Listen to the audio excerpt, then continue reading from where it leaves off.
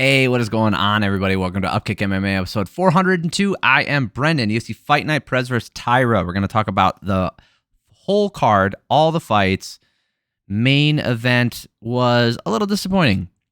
It looked like it was building up to be something pretty interesting, but ends with a little bit of disappointment. We're going to talk about all the cards, all the fights, break them all down round by round. If you like this kind of stuff, subscribe to the channel. That way you know the next video is coming out. I'd appreciate it. Let's talk about the main event first. Like I said, Alex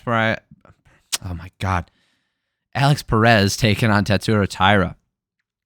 Taira is being pushed pretty hard by the UFC for good reason. Japan hasn't had a star in a while.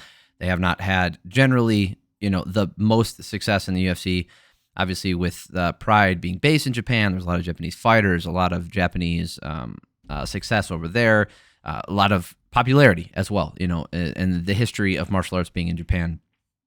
They just have not found sustained success in the UFC.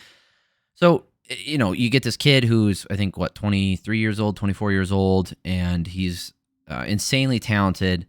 I think he's undefeated, right? 16-0. Yep, undefeated, looking good, like incredible on the ground, decent striking, and there's a possibility that he could become champion. So they want to push him hard, and I'll talk about that when we get to it. Let's talk about the fight first. Perez was pushing into the clinch, landing a couple of hooks inside, and Taira separates, looking for those knees. Wasn't able to find a lot of success. He did land in between Perez's blitzes. Perez finding the mark with the body shot and those hooks. Taira looking for the tie clinch. Perez just going with those hands and putting the volume out there in the blitz. Taira reaching out and pokes him in the eye one time. All this talk about how good Taira is doing, but he's getting outstruck. Perez is winning the round, and I absolutely had him winning this round 10-9. 23-17 was his striking numbers. The damage was clearly in Perez's favor. There was nothing from Taira that did so much damage that it outweighed the striking differential. But and then the second round starts. Commentary dismissing an eye poke from Taira again. They're just like, "Whoa, what's going on here?" And you can tell a lot about. We'll talk about how the fight ended too. You can talk about, or you can hear. You can learn a lot about how the UFC or the commentary team thinks or feels about a fighter by the way that they discuss things that happen all the time. So you can compare and contrast those with when it happens normally. In this case, the commentary team was instantly just like, "Wow, what is going on here? Oh, why are they stopping this? Huh?" Like, so against the fact that there could be an eye poke, and then they show it clearly there's an eye poke, and they immediately dismiss it, act like it was nothing. Dominic Cruz tends to be more neutral on these things. He tends to point out what's going on. He successfully pointed out that Perez was landing very well in tight. He was finding success with those blitzes. In the chaos. He looks really good. Taira with the clean stuff over the top and the hard low kicks. I mean, even look at the striking numbers here in the second round before it came to an end. 18-14 in favor of Perez. Clearly, still competitive. If not, he was winning. Taira gets a takedown along the fence, gets to the standing back, and then Perez hurts his knee and has to tap as they go down, which really sucks. Okay, and yes, it was caused by the takedown attempt. When he had his standing back, he interlaced his leg in between the legs of Perez and leaned this way, putting all the weight on the right leg of Perez, making the knee bend inward, right? So if this is his knee, he bent it inward like that, probably doing some damage to the MCL. There's a lot of other things that could have happened, but clearly hurting him. You can really tell that the UFC wants to push this kid when the commentary team is talking about how technical the takedown was and how technical the takedown from the back was to blow out Perez's knee. Just call it what it is. It was a shitty ending to a competitive fight, in which case Taira looked really good, especially at the end of it when he took his back. Absolutely a competent performance from Taira. Nothing to take. I can't take away anything from him. He looked very good. He looked about on the level of Perez as far as the total package. He looked to be a better grappler in those exchanges, and I would love to see it go on a little bit longer to see those things. But in the striking, he still has some work to do, obviously losing the striking differential to Perez. So what I mean is, to say is, you can tell with the UFC how they feel about this fighter. So if this was a title fight, or both fighters were being pushed by the UFC, or let's say Taira was the one who got injured in this scenario, immediately been like, "Oh, that's unfortunate. I can't believe that happened. What a disappointing way to end the fight." But that's not what they said. They said was, "Look, he set this up. He's the one who blew out his knee." any other takedown attempt happens, right? It's like, let's say someone gets a very good takedown deep in on a double leg, deep in on a single, and lifts them up, dumps them down, and that person goes to support themselves with their arm or support themselves with their leg. They go to post and they blow out their elbow, blow out their shoulder, blow out their knee, whatever it is, or twist their ankle, whatever, right? What would be the usual response? Just think in your head. All the times that has happened, what's the first response? Oh no. Oh, that's unfortunate. That's usually what we hear. It's like, oh man, oh, that's unfortunate. Oh man, that's unfortunate. Love to see that go on a little bit further. Not, whoa, can't believe he got that done. Look at that. Look at the way he blew out his knee by taking him down. Right? So they're immediately running this thing to make sure that none of the focus is on the fact that Perez got injured by like an accident, or that this isn't necessarily what they just immediately want to praise Taira. Again, Taira did nothing wrong here. He was fighting very well, and he did what he was supposed to do. I don't want to shit on the guy because there's no reason to. He's fighting great. I mean, eye pokes aren't awesome. 2 eye pokes and just warnings, no point deduction sucks. But hey, that is what it is. I've talked about that ad nauseum. What sucks is when you get situations like this where Perez just got the shaft as far as the commentary team goes. It's just like they refuse to talk about what he was doing well, except for Dominic Cruz. Refused to talk about what he was doing well. Refused to show like where he was finding success. Refused to acknowledge the fact that he was probably winning the fight. Let's look at the scorecards real quick here. Yeah, all 3 judges, Mike Bell, Saul D'Amato, and Chris Lee, all 3 judges had the first round for Perez. So all this talk about how good Taira was, and then even on Twitter, all of the Twitter polls, like everybody had Taira winning that first round. You could really tell that the UFC wants to push this guy. And like I said, Perez is the one taking the short end of the stick, getting the short end of the stick here.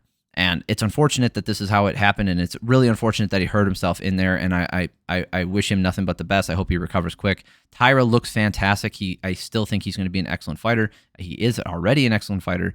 It's just when you hear this one-sided commentary, it always bugs me, and it makes me want to root against the guy. And it's not Taira's fault. If you come in here and they're talking about everything Taira's doing right, and look how good he is. Joe Rogan does this all the time, right? He'll come out and he'll focus on one thing, talk about how good somebody's doing. I want to see that guy get knocked the fuck out. Just to shut him up. Because you're not being objective here. You're not seeing what's actually going on. All you're doing is pointing out the success of this one person's having. Good win for Taira. Good performance by him. I hope Perez has a speedy recovery. All right, Douglas Silva de Andrade versus Miles Johns. Relatively boring fight. Not a lot of action. You could probably skip through this one. This fight's bad to watch. The first half, Andrade spazzing out, moving all over the place like that shit. He's moving, making noises, doing all kinds of shit. Not throwing much, though. Threw 27 significant strikes and landed 12. Miles Johns didn't do much better. He threw 15, landed 7. Every time Johns lands, Andrade gets wobbled, but Andrade landed more in here. They didn't really do anything. It was really hard to go either way here. I guess you could go either way. Sorry about that. I think you could go either way. It's hard to judge, but I gave it to Andrade. I felt like he outlanded him enough. He did outland him 12-7 here. I had a 10-9, but it was close. If you gave this to Johns, understandable. Johns landing that right hand and slipping and finding that, countering with it well. Silva having issues. Andrade finding little to no success this round, taking a lot of big right hands. So 25-10 for striking numbers in the second round. Johns really found his rhythm. By rhythm, I mean just waiting and plotting and avoiding the big strikes and countering hard. 19-19 going to the third for me. Damn, another big right hand for Johns, and Andrade just wobbled and able to land a left hand of his own. Johns get the better of the exchanges. Right hand at the end could go either way, but again, I have it for Johns. 18-14. I could easily see this getting called for Andrade if this is in another country or with some different judges. But all 3 judges, Eric Colon and Saul D'Amato had all 3 rounds for Miles Johns. Understandable. And Janitra Camillo gave that last round to Andrade. Totally understandable.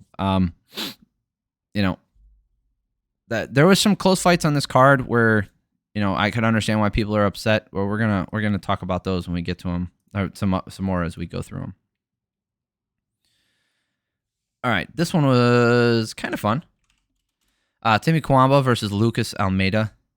It's really hard to hear an adult's name being Timmy, and not just because of South Park, but like when you hear Timmy, like Timothy, like that's the adult name. Tim, adult. Yeah, that could be an adult name or a kid's name, but Timmy, come on, Timmy. So it just seems like a kid's name. No offense, bud. I don't mean to be offensive. It's just one of those things. Like I hear the name Timmy or Jimmy.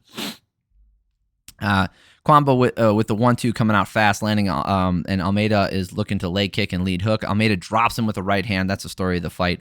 Right on the chin. They get back up. Almeida's chasing him down. Counters with another right hand. He goes down again. Gets back up.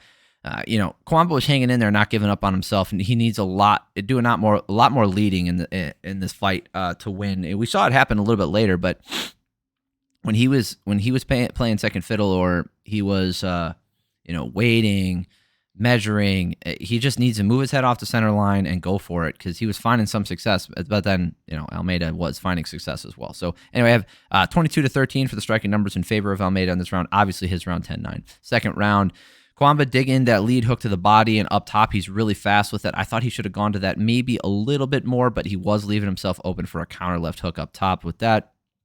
So I understand why he didn't do it. Almeida just has more impact with his shots. He wobbles him with the left hand. Almeida walks through all of Cuamba's clean strikes, landing a 1-2, shots that stagger him, and then going to the body. 32-22 in favor of Almeida for this round. Clearly his round as well, 20-18. Last round, Cuamba really went for it in this round, able to avoid the big damage coming back to Adam and ending the round with a takedown. He looked good. Took this round 24-16. This is what he needed to do early in the fight. That's, I know, coming from me, like, who gives a shit? It's easy to armchair quarterback this one. Looking at the scorecards, all three judges had it the same way.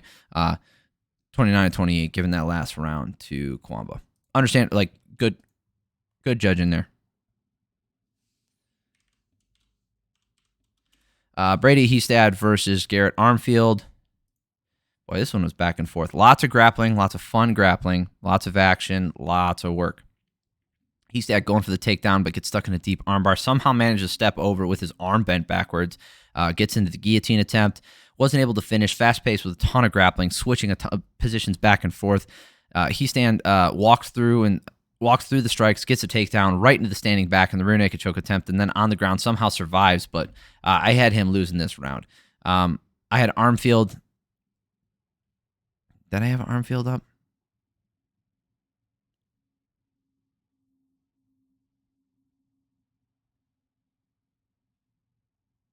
No, Hiestand. I gave this round to Hiestand. He did outstrike him, but the real thing was the grappling. He had the advantage in the grappling, had also a couple sub attempts. Armfield, like, it was a very close round, but I had it for Hiestand. Second round here. Armfield is countering up the top, the pressure, landing a nice left hook, then a great right hand, putting Hiestand down. Hiestand survives and gets a takedown, gets the back, and they're back up going 1-for-1. Armfield did way more damage in this round. You can see it in the striking numbers here, 41-10. Grappling did not play as much of a factor here. 19-19 going to the last round, and Hiestand with the pressure. This round could have ended. Armfield could have got the finish if the ref wanted to jump in. It would have been justified. Hiestand with the pressure and gets a takedown against the fence, right back up and right back down. He finally gets the rear naked choke finish here. Great comeback for him. It wasn't so much a comeback as far as the fight goes, but getting knocked down and almost knocked out in that second round and then coming back after that. It's pretty damn good. Almabayev versus Jose Johnson. Again, another one. A lot of grappling, fun stuff. Not a ton of striking, so if grappling ain't your cup of tea, this ain't going to be your fight. Johnson doing a great job managing range early, keeping Almabayev on the end of his jabs and straights, going with those low kicks, doing a good job using his reach.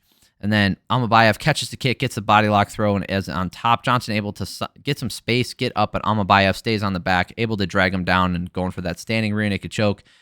Almabayev didn't do a ton of damage, but Johnson didn't either, so it comes down to control, and Almabayev had a ton of it. Striking numbers here, 4-3 in favor of Almabayev, you know what I mean?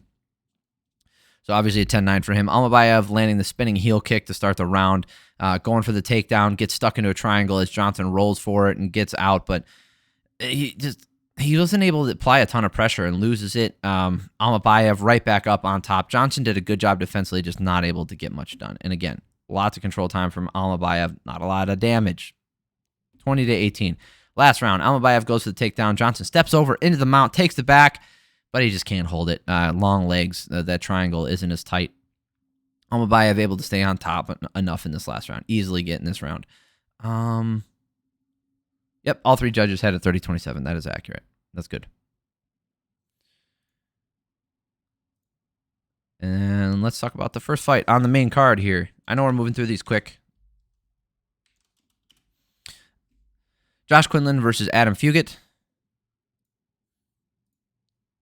A lot of dancing around, not a whole lot of volume, with all things being considered. Not a ton of volume, but sometimes you get these kinds of fights. They go for kicks, and Quinlan going to the body, going up top. Neither guy wanted to open up too much, and Fugitt still finding success with the kicks. Quinlan is able to land some hands as he leaps in. Very successful with that early on, and it slowed down as the fight went on. With 15 seconds left, neither guy separated himself. The damage was so damn close. I leaned for Quinlan, but the damage up top. But you can give it to either guy. Looking at the striking numbers here, 23-22 in favor of Quinlan. Like I said, I had him winning this round 10-9. Second round, head movement and range management from Fugitt is starting to fade, and Quinlan is getting into range early and finding the mark with that right hand more often. But this pace of the fight just doesn't punish Quinlan the pace of the fight doesn't punish Quinlan for his tense striking technique. Fugitt only finding success with low kicks and some to the body. Here's the thing. Really super close round with Fugitt landing more down the stretch, but it's damn hard to separate because even though he got outstruck here 27-16, Quinlan did a lot more damage with his strikes. That being said, I still gave this round to Fugitt. Could be 19. This one could be 19, could be 19-19, it could be 20-18. Either way, right? It could be 2 rounds of Fugitt, 2 rounds of Quinlan. I have it 19-19.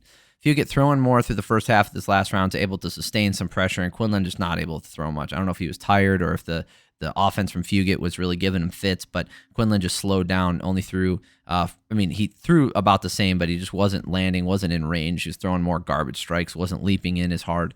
Got outstruck here 31-14. At 29-28 for Fugitt on my card, but you could have it for Quinlan. Judges' scorecards all over the place, right? All 3 judges gave that last round to Fugitt. Totally acceptable, understandable. That's the correct call. Camijo gave the second round to Fugitt, and Chris Lee and Anthony Manis gave the first round to Quinlan, or the second round to Quinlan, and then the first round, Camijo gave it to Quinlan, Chris Lee gave it to Fugitt, and then Anthony Manis gave it to Quinlan. So it really came down to that. Those first 2 rounds were super close. Totally understandable. Could be all over the place, and that's what we got. That is it for this card. That's it for the main card. The prelims will be in the next video. I appreciate y'all for stopping by. If you like this kind of thing, subscribe to the channel. That way, the next video is coming out. Happy Father's Day, y'all. Love you guys. Have an amazing week. Peace.